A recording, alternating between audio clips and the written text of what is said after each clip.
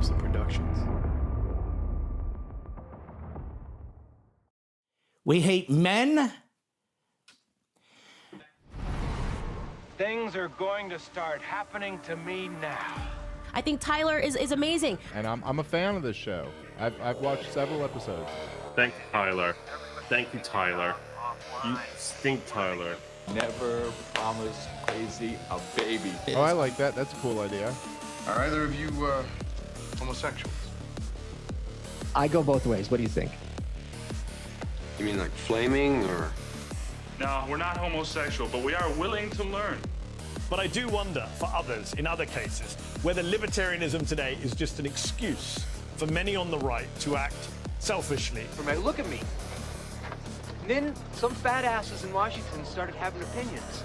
The Olympic Committee started having opinions. You bitch, I know you!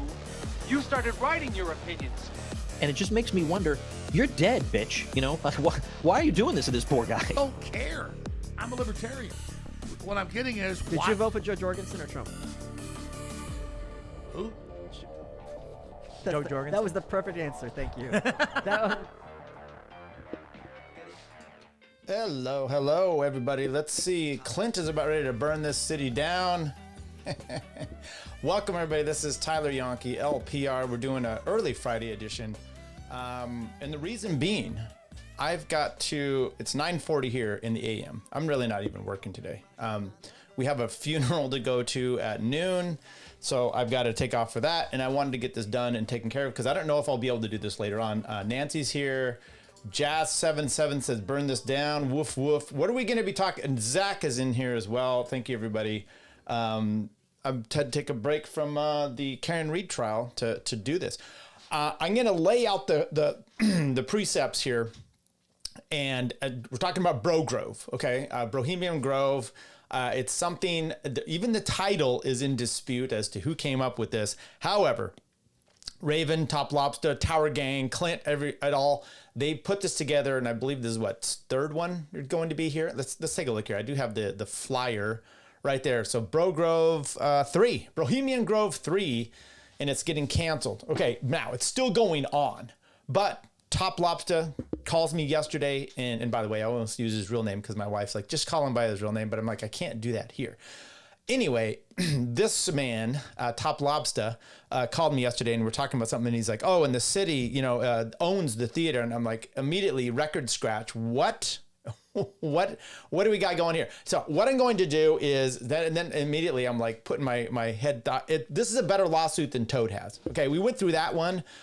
So what I'm going to do is I'm going to set up, verifying that the city owns it, go through some stuff there, kind of set that up, go through a little bit of the, what's taken place.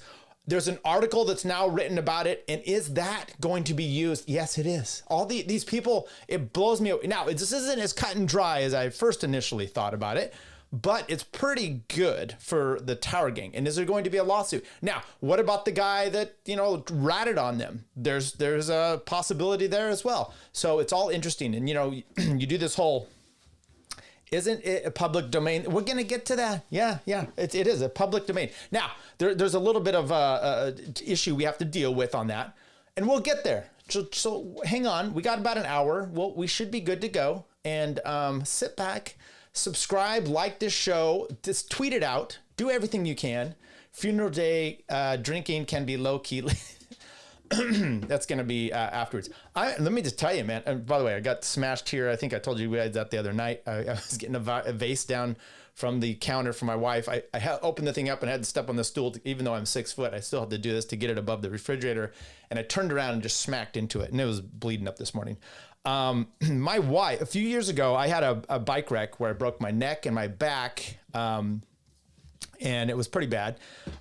Recovered from that. And then I had some issues about 2 years ago, a lot of stress with some issues at work, which someday I'm going to do a podcast about it as well, but we've just got to wait for that to take its course. But anyway, it's super stressed. And all of a sudden my back was all a mess, and I was getting worked on for months on end, and, muscle, all kinds of problems due to stress. Well, she's been helping her friend out, and suddenly it hit her last night, like the same kind of thing. If you don't take care of yourself, and she's been a mess as well. So low-key drinking will be on tap will be on, and I'm sorry, my voice here. Shit. Hang on. Good Lord. I do not have a good voice for podcasts. Just throwing that out there. And then I get all phlegmy. Okay, so let's start off here with the city of Leesburg and their idea of getting things downtown. So big step forward. I'm going to read some of these articles. You guys may have read them. Maybe you haven't. This is Leesburg, Florida. It's out there. A decision by the city of Leesburg may usher in a new era for the arts downtown. September 9, this is 2024, City Commission meeting. Commission members mulled over a resolution to execute a commercial lease agreement between the city and the Melon Patch Players, Inc., and will later provide an effective date for approval of a second discussion. The discussion centered on the historic theater at Main Street in downtown Leesburg, currently listed online as temporarily closed. At a March Commission meeting, the city discussed that buying the Tropic building was part of the downtown renewal program to bolster city arts presence. Okay, so a lot of these things you're like, okay, this is interesting. No, we're establishing multiple aspects here. What is this building being used for? Because that's important. Okay, if it's being used for clown shows only, and that's the intent, and then Brogrove tries to come in there, well, maybe they can exclude them based on it's not the proper venue, okay? Or you can have a rodeo in there. It's not the proper venue for that. I don't care what you're planning to do.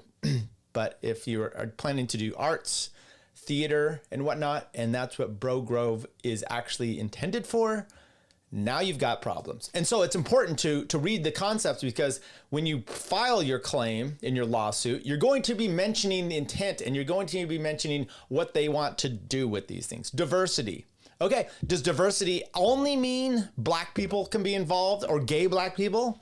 Or does it mean gay black people? I don't know. The city, on March, the meeting, the city discussed that buying the Tropic building was part of a downtown renewal program to bolster the city's arts presence. The commission approved the purchase, and the mayor signed the contract on March 11. Okay, so they bought it. The plan has been to move Leesburg Center to the Arts to the Tropic Theater on Main Street and put up a parking lot in Magnolia Avenue, building that the center now occupies. This agreement would also require the city to construct new storage building to house equipment. Okay, what is the Tropic Theater? The Tropic Theater, good Lord, I may have to just shut this down because of my throat.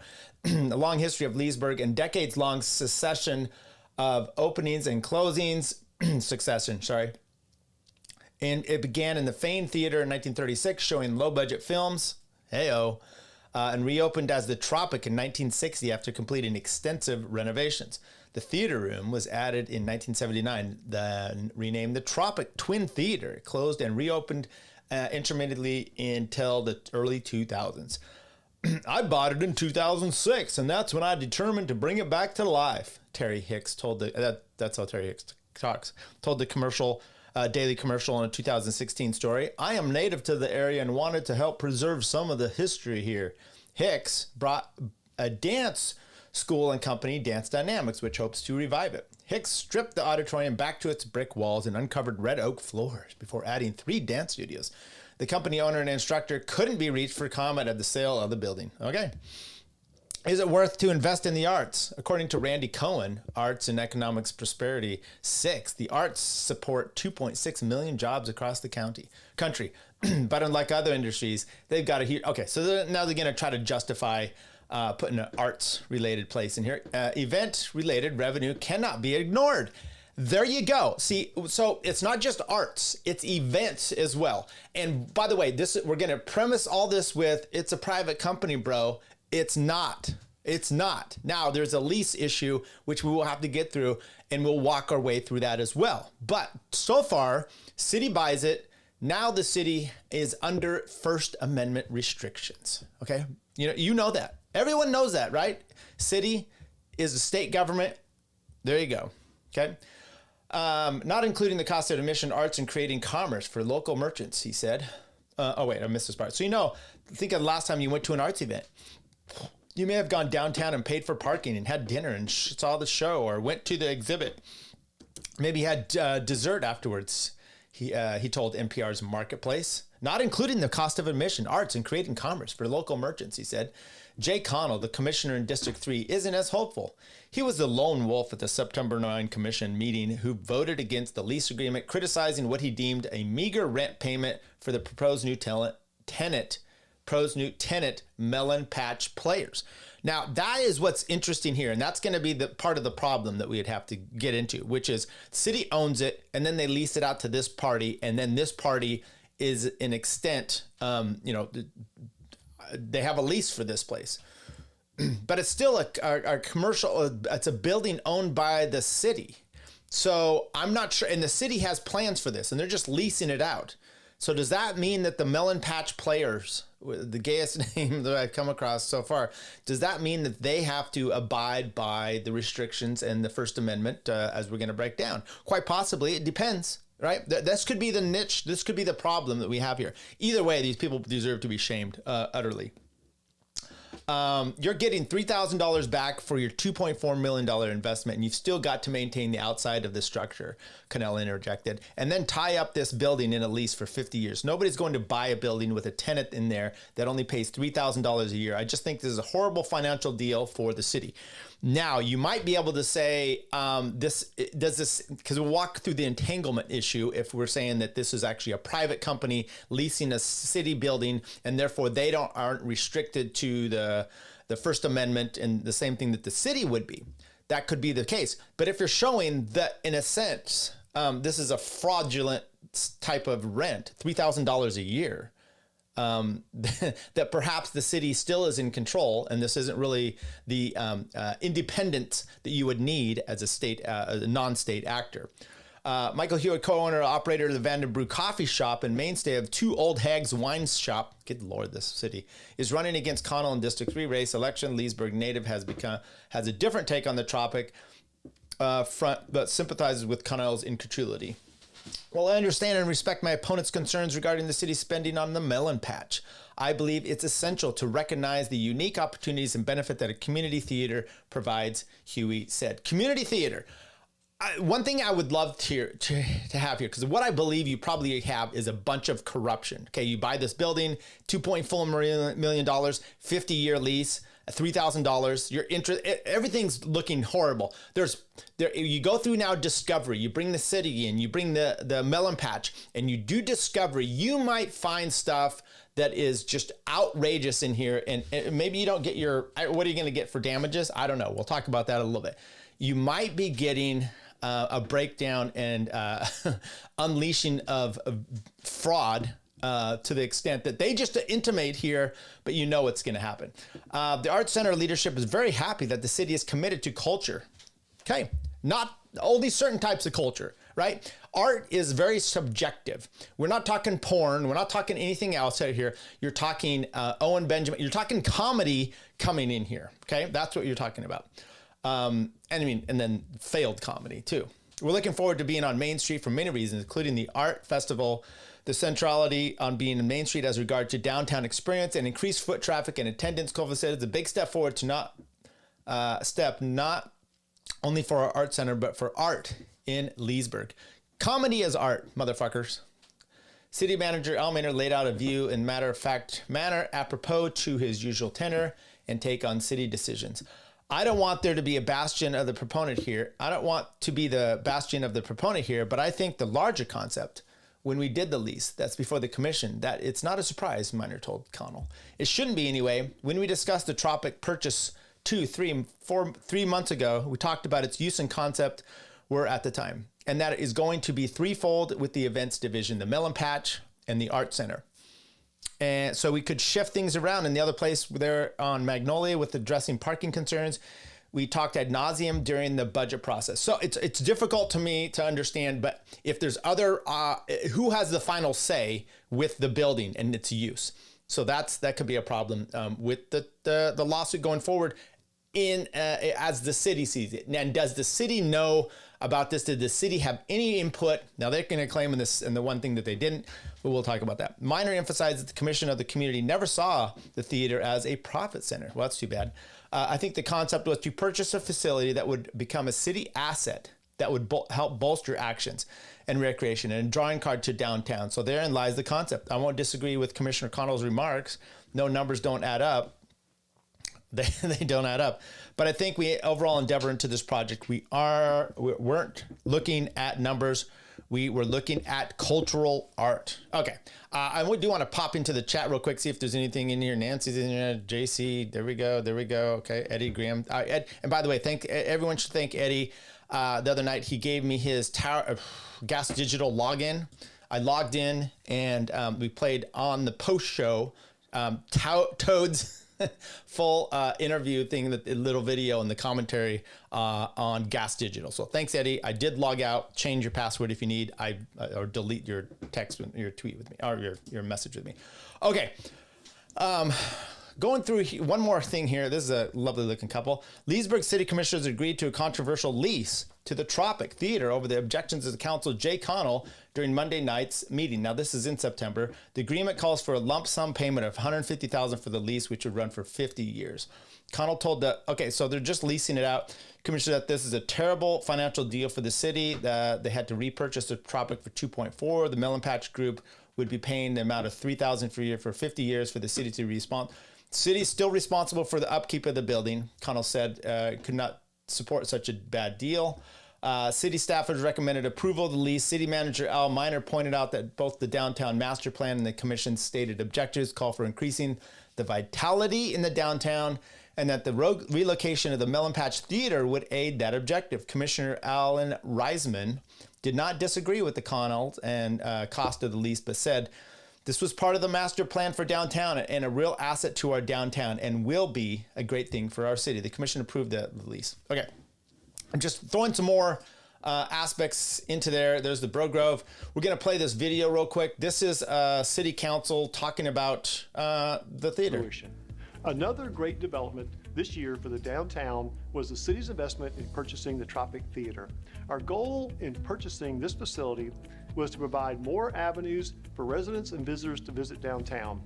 By using the arts as a drawing card, our plan developed a partnership with the Leesburg Center for the Arts and the Melon Patch Theater to rejuvenate this centralized location, which will ultimately promote Leesburg, downtown, and our local merchants. So that's the Center for the Arts and the Melon Patch. So I don't know who has the total control. And if it's just Melon Patch can book people, maybe the Center for the Arts can book people, or the city can book stuff in there. This makes a difference because then it depends on how much the control the city actually has as to what events take place there. Next, the Venetian Cove Marina is long overdue for expansion and improvements. Okay, well, we don't care about the marina now, do we? Okay, we're not going to worry about that. Just got here, it says Jose, coming hot off the morning dump. I did too. That's why I was like a few minutes late. I had my own morning dump. Okay, so now let's walk through.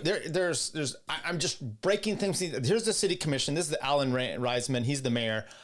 There's a good chance if Clint stays there, he might be running for office here. Commissioner, so these people are all local. You could find these on the city commission. I was looking here for properties owned and some other things by the city. I couldn't really, without trying to do a little bit in here, I couldn't find everything I needed to. But there's no doubt the city owns this building and then they have a lease out. The issue we're going to talk about here is more of control and whether that plays into it. Okay, so what I wanted to play here, we're not going to do that one. Here is Top Lobster. This is what he said about the issue. Hey guys, many of you have already heard, there have been some changes made to the location of this year's Bohemian Grove. Although it's no longer 2019, we had to cancel Culture Mob report us to the Tropic Theater for daring to host Owen Benjamin, and the local local government caved. We were presented with the option of being allowed to continue there as long as we ditched Owen, which I said, fuck you. And as you guys heard on Tower Gang, perhaps, there was a disagreement about how that went. That's your Elon Musk Trump divorce. Is that Top Lobster? I put up a tweet. I said, what's more, the relationship, the divorce? Top Lobster and Clint? Elon and Trump. I mean, that's, people. This is a much larger, so they're getting a new venue. Okay, so anyway, that's what he talked about here. And then he lists all the people here, the Melon Patch players, this person, Lainey Clark, the executive VP. I think that's who had actually done it. So, okay, so they, and I want to, let's go to this guy real quick. So I started to listen to it and it was really bad. This is a covert radio. This is a guy that basically hates Owen Benjamin and went after him. Let's play a tad bit here. You think you're going to start a comedy career again, Owen? Okay. Yeah. Yeah. But anyway, luckily, you know, we have a group of doers here. We have a group of people who understand the task at hand. And with that being said, smoosh that like button right down. Wow, this guy's horrible. Right there, yeah. Don't know no better. They don't know no better. They're caught up in the same algorithmic reward bullshit. So let's dissuade the public. Let's talk about bullshit, white pride, and all the Fed illusion that's moving up towards Coeur d'Alene and in Idaho and shit, which Owen is a part of. But, you know, all the Fed-run shit up there. Okay, so he's got a hard-on for...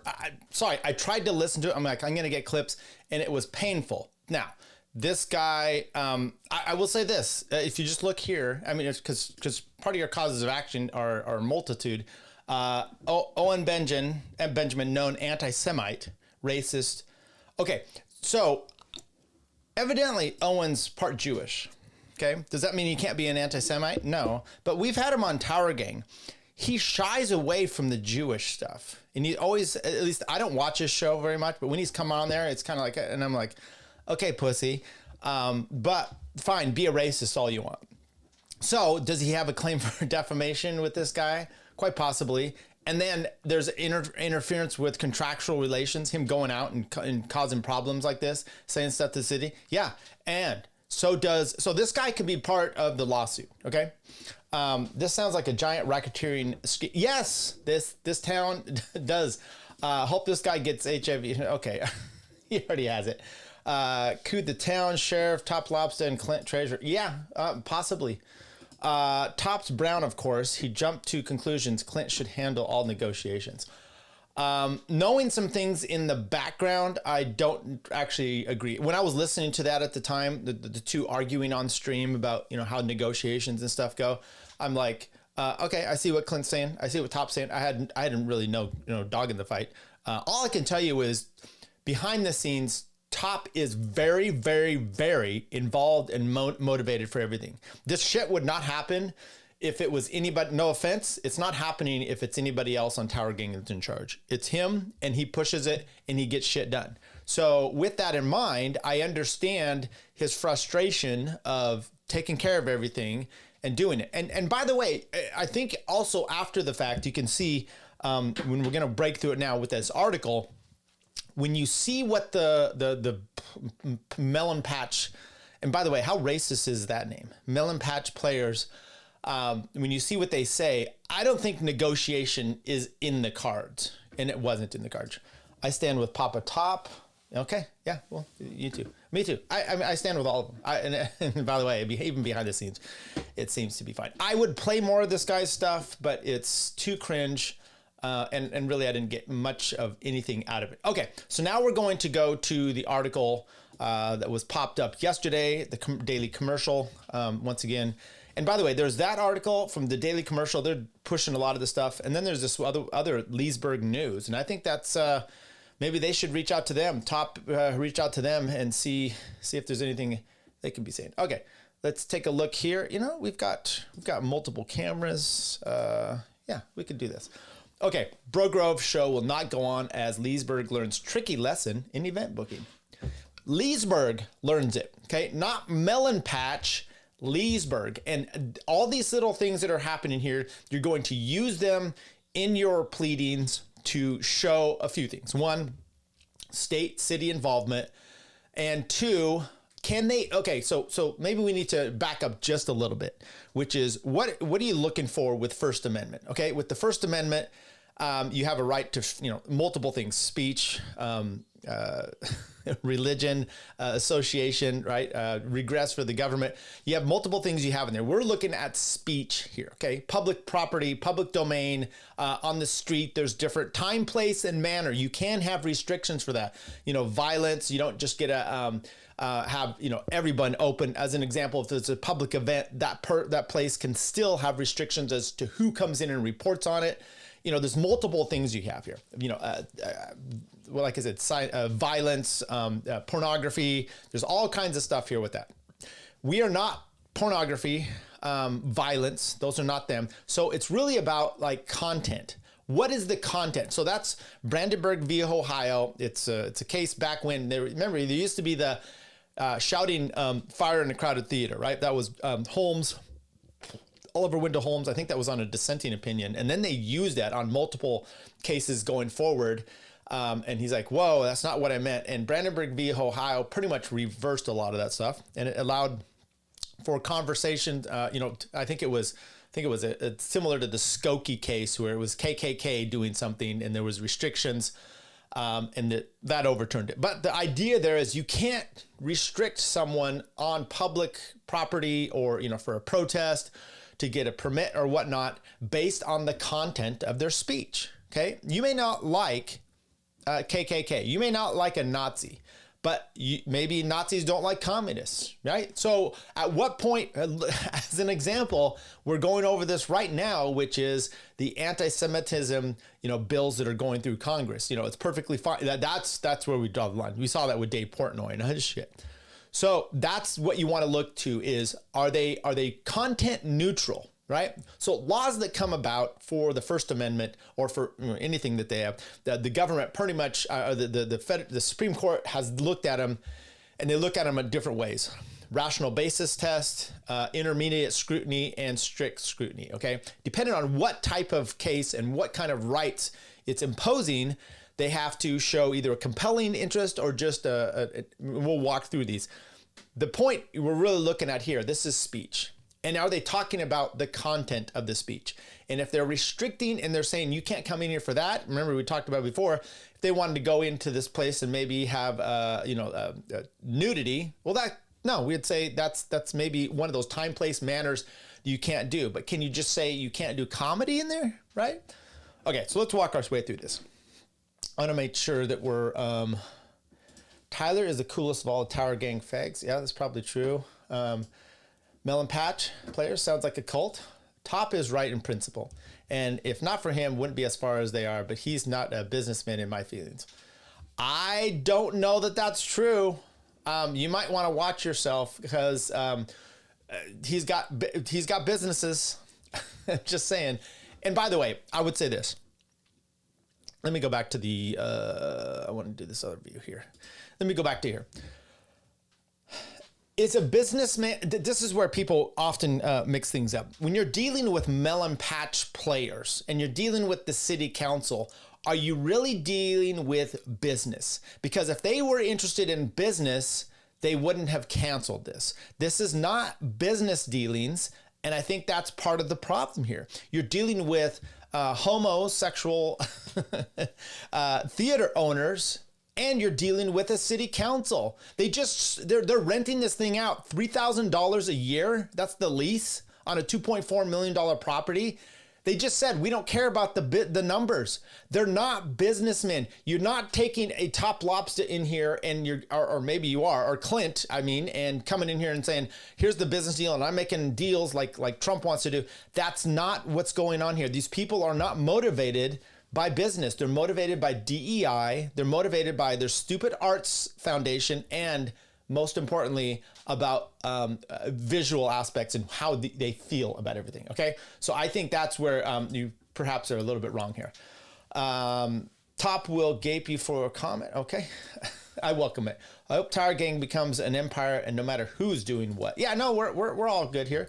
They're gonna shift culture in a big way. Yeah, but is this theater? Okay, let's get to this article. There will be no Bohemian Rhapsodies in the Tropic Theater. Oh, this person is trying to be funny.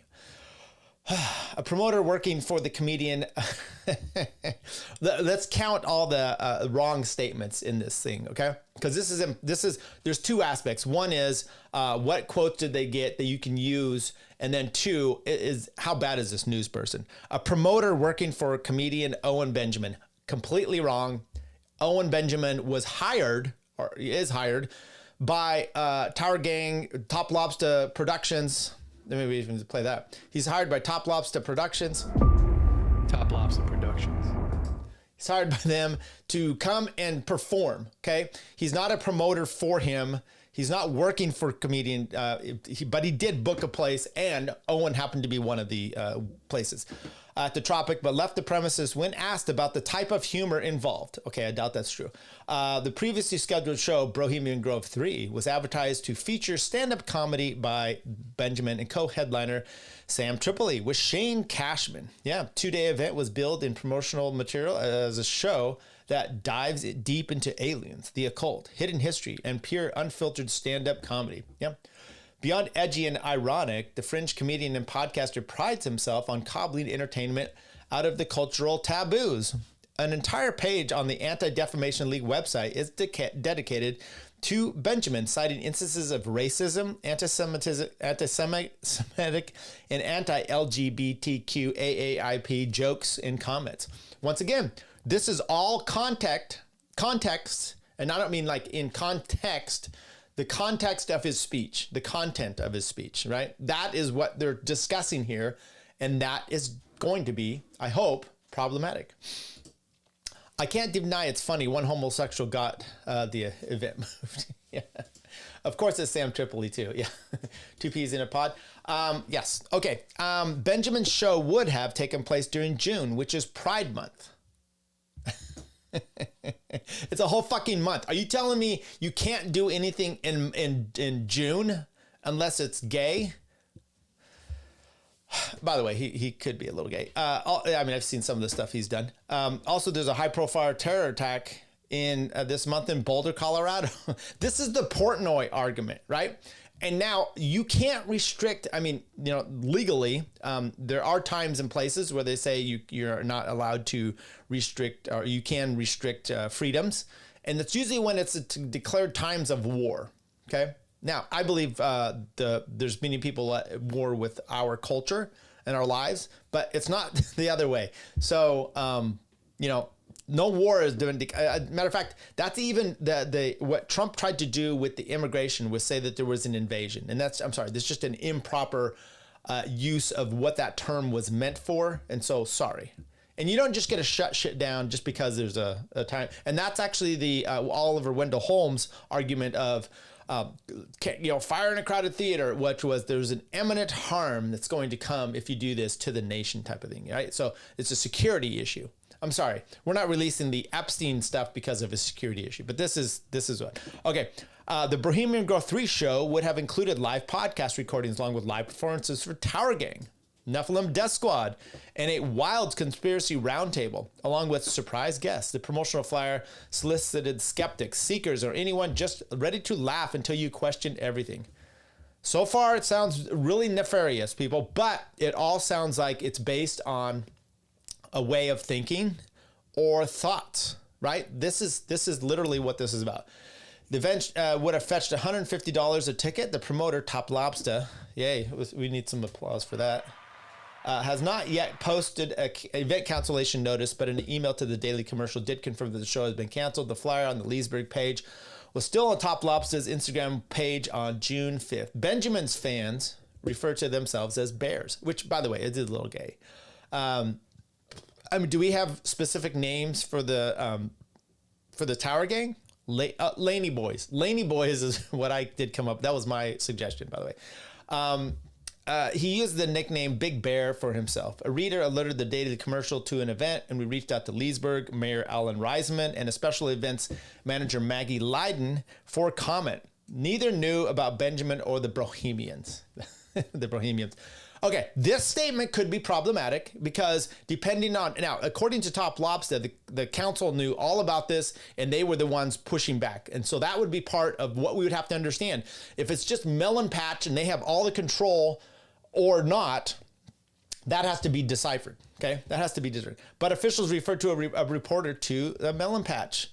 A reader alerted the Daily Commercial to the event, and we reached out to Leesburg mayor. No comment. Neither knew about the Benjamin or the Bohemians. Both officials referred a reporter to the Melon Patch Players artistic director, Dustin Levine, who leads the Tropics resident theater company, for making the booking. I got duped, Levine said, clearly shaken while discussing the booking snafu. I'm sorry. See, once again, I'm going back here to your comments about like, Top Lobster's not a business. This is not a business. By the way, I think he is, but this is not a business transaction. This is a guy who is shaking, talking about a booking snafu. Is he a businessman? Who are you? You have to understand who you're dealing with. Would it have been good for Clint to stroll over there in a wife beater and his hat backwards and say, "Yo, let's have the event"? I don't know. Maybe so. I'm making jokes here, of course. Pride Month confuses me. They don't celebrate Fedor Emelianenko at all. I don't know who that is. It's going to get cold doxed and fired again. Well, we're all Laney boys. Yes, you are. They left out dangerous retards. I'm sorry they did. But I mean, they did say Nephilim Death Squad, and that is a I know it's a subset, but you guys are, I mean, I don't know how you differentiate any of that from there. Little smiley face from Scott. I'll be honest.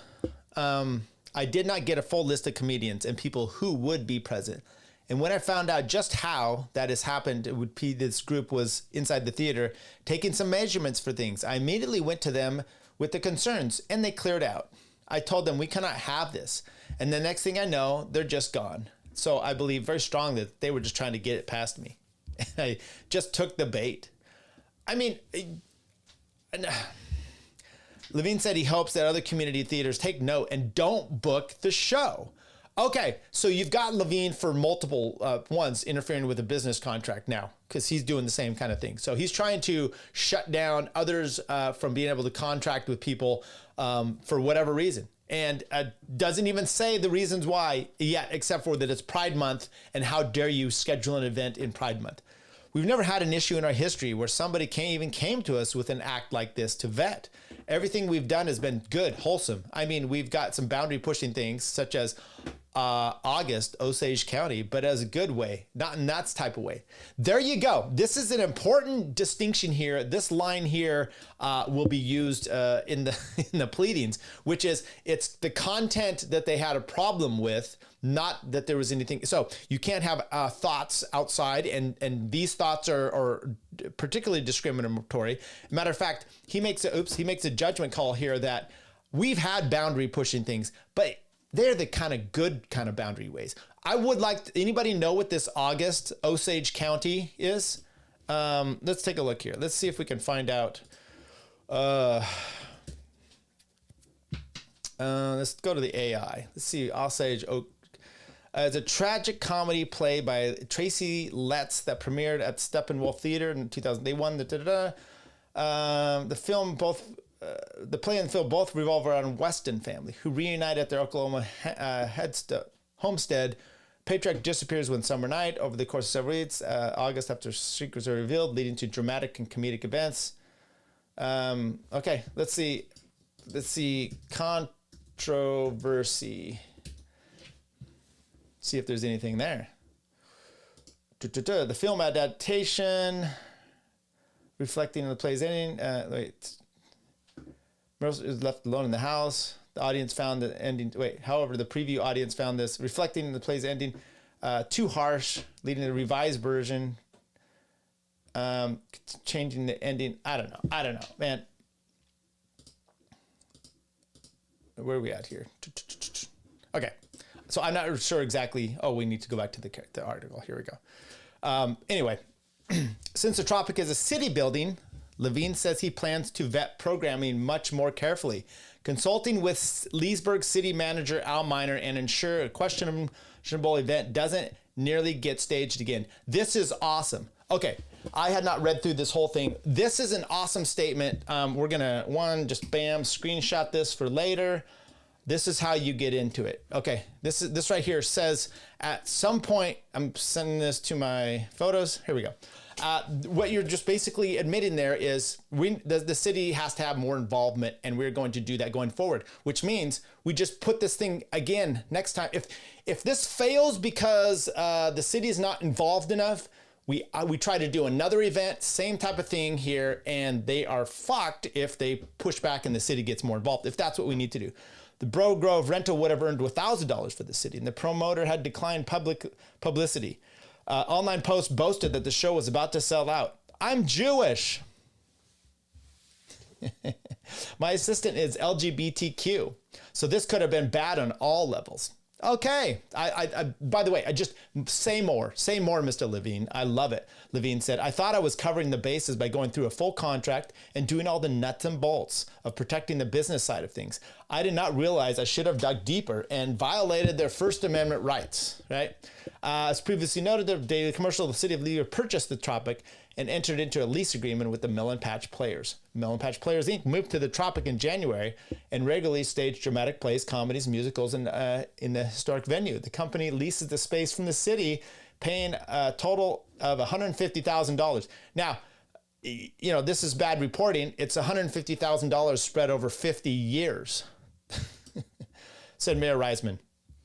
As a strong supporter of the arts, I am truly excited about all the incredible things that happen at the Tropic downtown.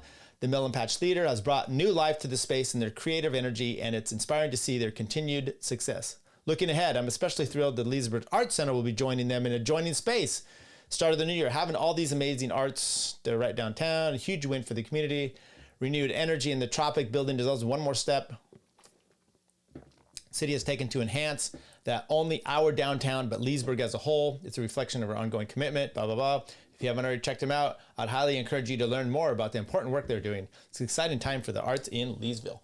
Okay, people, there was some good stuff we got there. My thinking is that Clint would have thought further in that moment and fuck these people. Maybe not. I don't know. I don't think it makes a difference long term. I'm just thinking about having. You might have been completely right. I am not one to simply like it's probably a huge pain in the ass to close its time. The city would have gotten more than $1,000. Exactly. Lying sacks of shit. Exactly. The arts is such a way to say fags. Exactly. Okay. So as far as the Clint part goes, I'm always about keeping negotiations and unless they get a firm no, maybe there's a counter offer. I think Top he'd put so much work into this and, you know, he's kind of the lead here and he was just like, fine, then we're going to go somewhere else. I get both sides of it. I probably would have wanted to negotiate out a little bit more as well, but here we are. Okay. What I want to play is, or look at real quickly. So we talked about, there's this transfer, right? So I had written an article on my Substack. Go to there. It's tyleryonke.substack.com. This is a thing I'd put in September 2022, and it's called Status Action. And I did a breakdown, kind of the, there's all this stuff. It was Alex Jones, started with Alex Jones and Steven Crowder talking about libertarian stuff, and I just said they don't know what they're talking about in the first place. You don't have to like libertarians, but you at least go to the right ones to understand. Then we talked about, you know, because this had to do with public, private, and the situation with like Facebook and Alex Berenstain and those kind of things. And so I did a little bit of a breakdown here because Zuckerberg goes on there and talks about how the government was forcing him to do X, Y, and Z. So at some point I'm like, you can, as a libertarian, as an example, push back against all this, or as anybody, it's not a private company if the government is so involved. And there's case law on this, okay? So let's just take a look here. The First Amendment states that Congress shall make no law infringing upon the freedoms of speech and religion. The courts have expanded to this to government entities and not just Congress, but it should be impossible for a purely private party to violate this amendment. According to the Supreme Court in Edmondson v. Leesville Concrete Company, Inc., 500 U.S. 614, 1991, quote, although the conduct of private parties lies beyond the Constitution's scope, in most instances, governmental authority may dominate an activity to such an extent that its participants must be deemed to act with the authority of government and, as a result, be subject to constitutional constraints. That's a key aspect. This would be part of it. Assuming that this lease has some sort of tendency of, you know, a wall in a sense between the government and the Melon Patch, and that the Melon Patch was just acting fully on their own. I don't believe so. Matter of fact, I think it would be argued that the melon patch players and Mr. Levine himself specifically acted in a way that he was concerned about what the city would say, because he said, going forward, I'm going to inquire deeper with the city. So if that's the case, as an example, you hire someone and he's considered an independent contract, or you hire an independent contractor to do some work, but you're telling him what to do all the time, and then he really doesn't have that independence, okay? It's the scope or the over-involvement, and as we call it in here, entanglement, okay? So that could be part of it. The analysis of the state action is more complicated, and perhaps I will go deeper into it in a later podcast or post. That's now. The courts will have to do a proper analysis with a good case to unravel the First Amendment in Section 230. That's a little bit different. State entanglement quagmire we are now seeing. The real takeaway here is that as a libertarian, you cover both legal and consistency grounds to dismantle the private company bro moniker.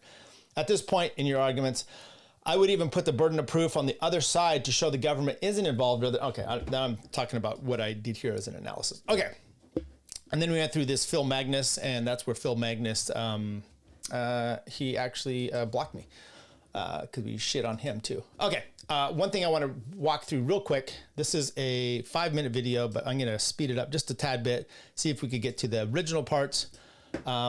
This is a little bit on Brandenburg v. Ohio. This is kind of the seminal case, and I think it's got some parts on it. Restrict the expression or principle of the First Amendment is that the government cannot restrict the expression of a point of view. The fact that it would, in fact, create grave harm down the road, not good enough. This principle regarding the limits of free speech is the result of a landmark 1969 Supreme Court case, Brandenburg v. Ohio. Clarence Brandenburg was a vile Ku Klux Klan racist. Whoa. We don't need to call names here. I mean, that seems defamatory. Vile as they come. Brandenburg wanted to hold a KKK rally outside Cincinnati. He invited a local newspaper reporter to record his speech. He wanted to eradicate Jews. He wanted to eradicate blacks. He was saying the kind of stuff that Hitler would have been comfortable with saying. And by the way, this is a great test case because I don't think that's what Owen Benjamin is saying. I don't think. I'm not sure. But but he was just saying it. He didn't do anything. The First Amendment says that Congress shall make no law abridging the freedom of speech or of the press. The question is, what is the freedom of speech for the press? What does it include? Does it include hate speech? Does it include advocating violence? And that opened up this enormous puzzle. Brandenburg was charged with advocating violence under Ohio's criminal syndicalism statute. He was found guilty, and the case was appealed all the way to the Supreme Court. The ACLU assigned attorney Alan Brown to the case. He had made a name for himself defending against censorship. We, at least in the family, we all understood why my father took the case. For him, the issue was the principal, not the client. In fact, my father's office was interesting. One day I went in there, the Grand Wizard of the Ohio Ku Klux Klan. He's sitting in the front office, right next to the head of the Cincinnati Black Panther Party. Obviously, ideologically, they were poles apart, but legally, they had very similar issues. Brandenburg's legal team included 32-year-old attorney Eleanor Holmes Norton. I relish the opportunity to make the case for the First Amendment by arguing in behalf of people with whom I profoundly disagreed. We were not defending their speech. We were resisting giving the government the power to decide that their speech could be banned. Because once you gave the government the power to decide that their speech could be banned, you also gave the government the power to decide that your speech could be banned. During the trial, By the way, I want to comment on that a little bit. I still hold that very dear, right? And I think that's the reason I push back against like this anti-Semitism stuff. And it is one of the problems I have with like who I love, Pete Quinones, but whether it's all about power, and we're going to get in there, and they're basically going to do those kind of things themselves, not understanding. Well, they do understand, but I don't know how they square this. Maybe I'm wrong here, which is, and it's unless you absolutely stay in power always, it's going to come back. We've seen this in my lifetime. Things waffle back and forth all the time. So, I would be more apt to doing what we're pushing back against people with, norms of the community and exercising your powers that way than the government, so to speak. But, you know, whatever. Exchange in particular. And I'll also say, so there's a Skokie case where this guy was going to march in Skokie, Illinois, like a Nazi party, and it's a very Jewish city, and they had a stay that they couldn't do it. He appeals. The ACLU took it, and it was a Jewish guy that was in charge of this, and he pushed this, and he's like, you know, for the same reasons. What's interesting is the ACLU later on, we're talking like in the recent last I think 5 years, during COVID and some other things, they were refusing to do stuff based on your ideology rather than the principle. So that stuff has changed. This lady here, this guy here, they may not like it, but they're not their types are not around anymore. Brought this concept into stark relief. The prosecutor was a guy named Leonard Kirshner. And Kirshner was arguing to the court, I think he was looking particularly at Thurgood Marshall, and he said what Brandenburg did, it's as if he went into Harlem and started using the N-word. Bury the Negro. Send them back to Black Africa. It wouldn't last that long. Probably so, Your Honor. My father said, Your Honor, you realize your remark just violated Ohio's Criminal Syndicalism Act. Justice Marshall, who is safe at the moment because the venue is in Washington, D.C., in Ohio, could be indicted for suggesting a violent reaction by the Negro community. It made it so clear what was at stake was not Brandenburg, it was free speech. In Brandenburg, the court held for the first time that an individual cannot be punished for speech that offends or might cause others to respond with violence unless the speaker specifically intended to cause that and was likely imminently to cause a grave harm.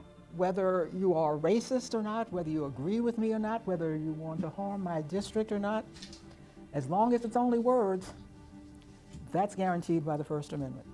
Wow. Brandenburg How things have changed. drew that line more clearly and better than any Supreme Court decision ever had before. It is the eminent free speech case to this very day. Indeed, today, the determination of whether inflammatory speech can be restricted is commonly called the Brandenburg test. My views have, if anything, hardened since then. As a member of the House of Representatives, I really have to be for free speech because I hear people on the other side saying things I'd like to clobber them about, but they're entitled to their free speech. What the genius of the First Amendment really has been is the understanding over time that either everybody has all these rights or nobody does. Wow, look at us doing civil rights for Top Lobster. That's amazing. We have any more in the chat? I'm almost done here, folks. Scott is here. Kill the Jew in your heart, Big Bear. Okay. Owen has never advocated for violence. He just heard. I believe you're right. Okay. There's a lot of things that are said in jest, and Jose is in here as well. In jest, and people just can't handle it. It is fascinating to see these old timers, this black lady, and these Jewish men, I believe they were, saying what they're saying about this stuff. Like, it's just words, people. Grow the fuck up. Interesting how our kids, my kids aren't that way. You know, I mean, my kids are based, but a lot of kids nowadays are such pussies as far as this stuff goes. And speaking of which, I just want to, throw this in here a little bit. I know we played this a little bit before, but I'm going to do it here as well. Listen to this gentleman just go absolutely crazy about stuff. Okay, nothing. Nothing. Silence everything. What do you? Every comedian, don't tell a joke about it. Because somebody, like Dave, that's how the world works. I agree with you. The guy on the left, he was just there to talk about hockey. Go back to your question. When does freedom of speech impinge That was your on freedom question, of not religion? mine. That was your question. Not Answer it. Violence. It doesn't. Yeah. I don't have an answer. What's your how answer? in What's your- America, American what's your citizens. answer? What's your answer to that question? Now. Okay, we're there. Now. So now what? So now what do we do? So maybe you stop with the fucking Jew jokes and act like it's not a big deal when someone does fuck the Jews in a bar. No, you don't. You don't stop. Here's the thing.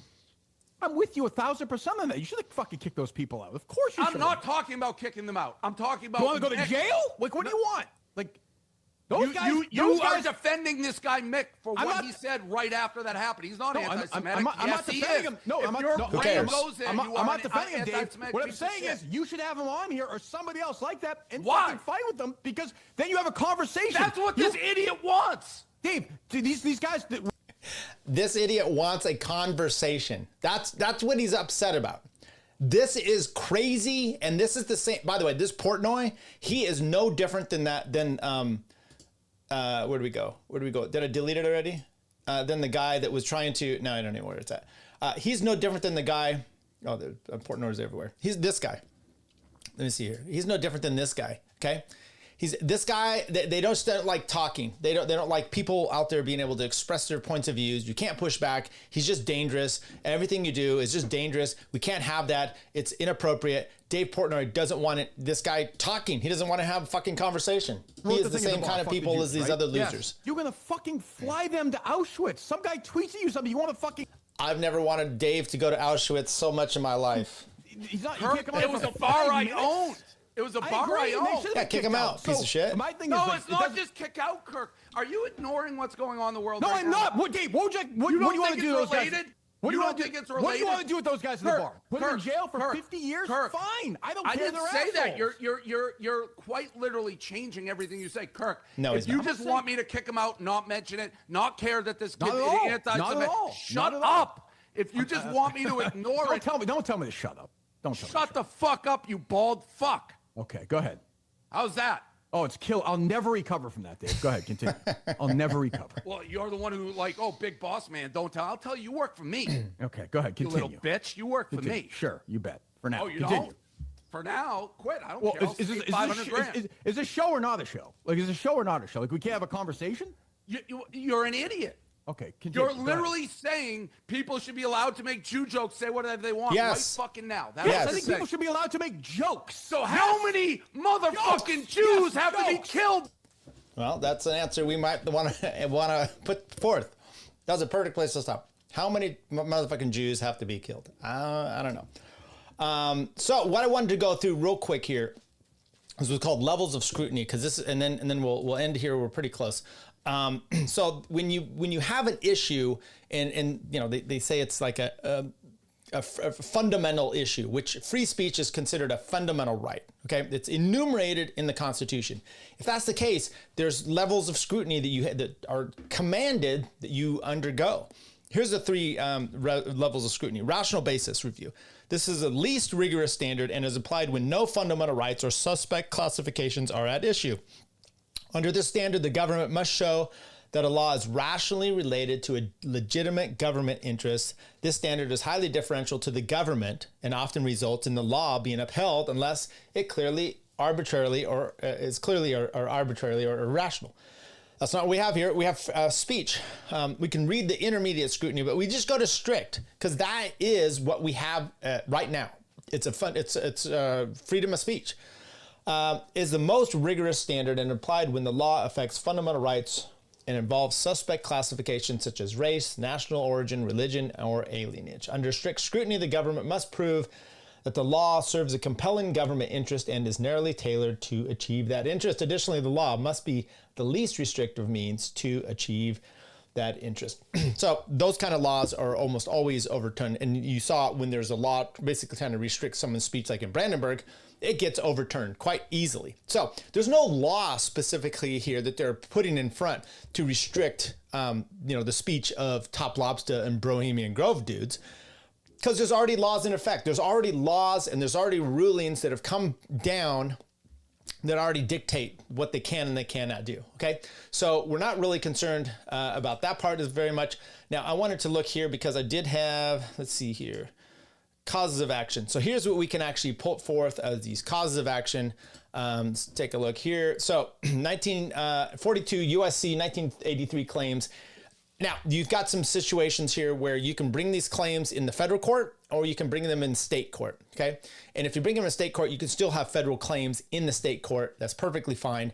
It just depends on how you want to do it. And you can mix those two together. If you bring it in federal, though, you've got to have either diversity. Yeah, you do have to have diversity, and it means like multiple states or above $75,000. So you would have to have that. What you do have here is remedies damages, compensation for compensatory damages, or punitive. So this is definitely in line for punitive. Punitive being they're doing this out of malice type of situation, right? They're doing this simply to punish. And so the only way to do that, because they're not, restricting your freedom of speech, because they're saying you're nefarious, you're loathsome, anti-Semitic, all these type of things here. That is, you would have a chance for punitive damages. So that's really what we could do. Anyway, so The 1980, Section 1980 allows individuals to sue the state or local government officials or entities for violations of constitutional rights, including First Amendment protections, when a violation occurs under the color of state law. That's what we talked about with the melon patch, the problem you may have of connecting them, but that's where we have the entanglement. So you have, are they still under the color of law? This, every article, everything they're talking about is the city owns this, the city owns this, the city owns this. It is so under the color of law. It's tough to not say it is, but there's this connection here, so we may have to make a thing there. Free speech, government or entity restricting protests or censoring speech in a public forum without a compelling, narrowly tailored reason. That is in itself the strict scrutiny standard that we have. So there may not be a law, but them excluding the guys from doing this, that falls right under there, okay? So like I said, we could do this in Florida. Then there's some state tortious interference with freedom of speech. If a government actor interferes with a private individual's ability to exercise free speech through intimidation or censorship, a plaintiff might allege a tort, like intentional infliction of emotional distress or interference with the constitutional right. You've got defamation. There's also some Florida claims here. Protects freedom of press, protects the right to assemble and right to petition. Similar to the First Amendment, Florida courts generally interpret them in line with federal precedent. Direct lawsuits for violations of these state constitutional provisions are rare and typically require government actors' involvement to be actionable. Now, the issue we really have here is you can still bring some private torts the way this guy was pushing out if you want to. So what I would do if you're going to look at this, which is you file a claim, a lawsuit, you name the city, you name the city commissioners as individuals, you name Melon Patch as a group, Melon Patch players, you may name the Melon Patch players as individuals, and you name this schmuck that also did this video. And I think at that point you've got and then any John Does you need to bring in, and there you have it.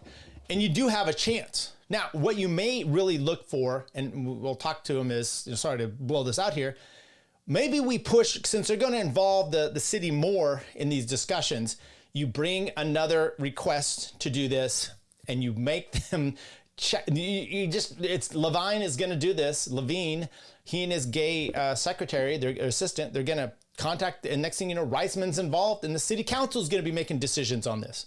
Or you get to use it. And so that would be maybe where we go. No more Jew jokes. Would be bad for Mel Brooks. Yeah, David doesn't even know what good pizza is after eating 8,000. There you go. Portnoy is the worst. Oilers guy looks so uncomfortable. By the way, I found he started tweeting, and it was pictures of him just like this. And he's talking about I just came here to talk about the Oilers. It was pretty funny. Okay, that's what we have, people. So if you have any questions, there you go. But that's kind of the understanding we have here, the legal side. Is there a case? This case is better and more possible than the one for Toad getting his job. I don't know where that one's going, but that's a harder one to road to hoe. This one is ripe for it. There's a few little entanglements you'd have to get to, and then entanglements to get over. But you have that one with the state actor. You might be able to get this. If for nothing else, kind of say, fuck you guys, and see what we have on that one. Use it as leverage so Clint can buy the laundromat. Absolutely. Absolutely. All right, that's what we believe. Okay, I think we're out of here. It's 10:40. I'm gonna do a little bit of work. I gotta get a suit on and then go to a funeral. Very tough day for us. Prayers out there to everybody else. Hope you have a good one. Go ahead and like and subscribe this thing. Also, check it out over on Twitter. Retweet it out there. Get some big eyes on this. Get me on a big show to come talk about this. I'd love to do that. Maybe at Josie's Spaces. I don't know. Anybody? Alrighty. I think we're out. That's all I have. Trump, Musk, Top, Clint. Okay, leaving now. But she's back. And now. Tyler, if you had any clout about you, if you had any knowledge of the real world of what happens, we walk into Tim Katz's studio, immediately there's 4 Jewish lawyers. King of the Druids! That's all we needed. A Jewish princess. Yeah, so I mean, I don't expect the normies like Tyler to understand these kind of things. He's just a podunk lawyer somewhere in rural California. He's an idiot, really. Takes a tough man to make a tender forecast, Nick. I guess that's me. Keep fucking that chicken. This guy's, I wouldn't say he's full of shit, but I'd say he's stupid. Whatever. If you're in the comments, if you're in the chat now, I wouldn't pay attention to anything he says anyway.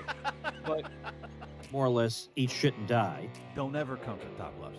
He will end you. Do you see what he just did to Tyler? Just fucking challenge this Tyler's entire done. Top is a maniac. He can't even reply right now because he's crippled. He's got nothing to say. What are you talking about? I didn't say that. Why don't you argue with something I said, you dumb bastard?